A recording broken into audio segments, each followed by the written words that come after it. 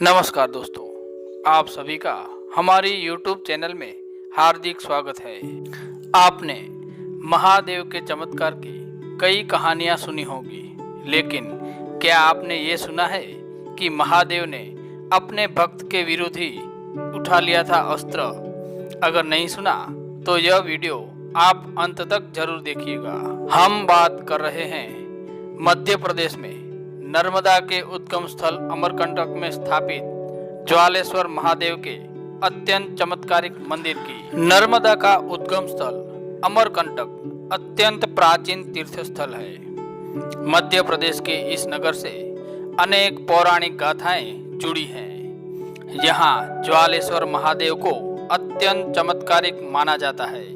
श्रद्धालुओं की मान्यता है कि यहाँ सच्चे मन से की गई प्रार्थना शीघ्र ही शुभ फल देती है। यहाँ स्थापित बाण लिंग की कथा भी कम चमत्कारी नहीं है। इस पर दूध एवं शीतल जल अर्पित करने से भक्त के जीवन में आने वाले समस्त पाप, दोष और दुखों का नाश हो जाता है।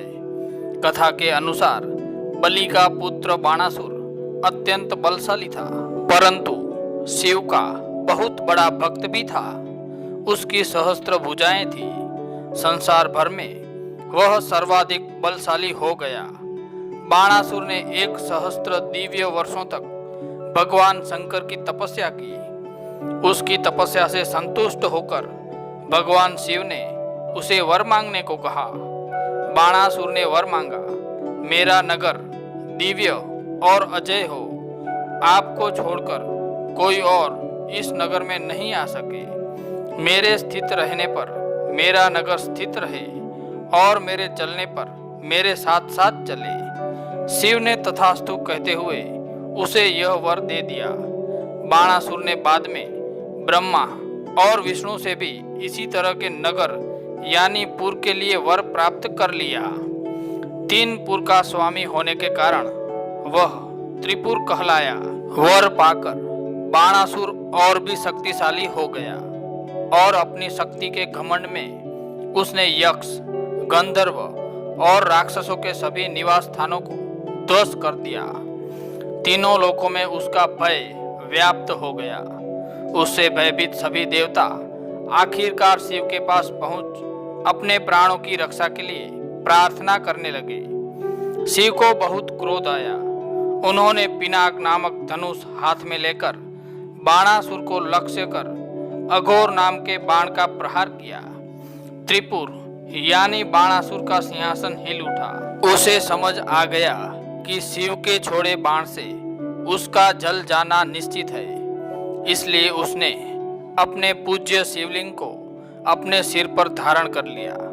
देवाधिदेव महादेव की स्तुति करते हुए उसने अपनी पुरी का त्याग कर कहा, मैं वध करने योग्य हूँ, पर मेरी विनती है मेरा यह लिंग नष्ट न हो। मैंने सदा इसकी पूर्ण भक्ति से पूजा की है।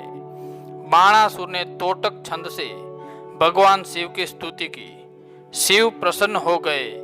उनके द्वारा छोड़े बाण से बाणासुर के त्रिपुर के 3 खंड हो गए। उसे जर्जर कर भगवान शिव ने उन्हें नर्मदा के जल में गिरा दिया। गिरने के बाद तीनों पुर 7 पाताल लोक को भेद कर रसातल में चले गए। इससे ही वहां ज्वालेश्वर नाम का तीर्थ प्रकट हुआ। भगवान शिव के छोड़े बाण से बचा हुआ ही यह शिवलिंग बाणलिंग कहलाया। श्रद्धा से जो इसकी पूजा करता है जन्म मरण के बंधनों से मुक्त हो जाता है। दोस्तों, बाणलिंग महादेव की यह कहानी आपको पसंद आई हो तो कमेंट में हर हर महादेव जरूर लिखिएगा और वीडियो पसंद आया हो तो लाइक जरूर करें।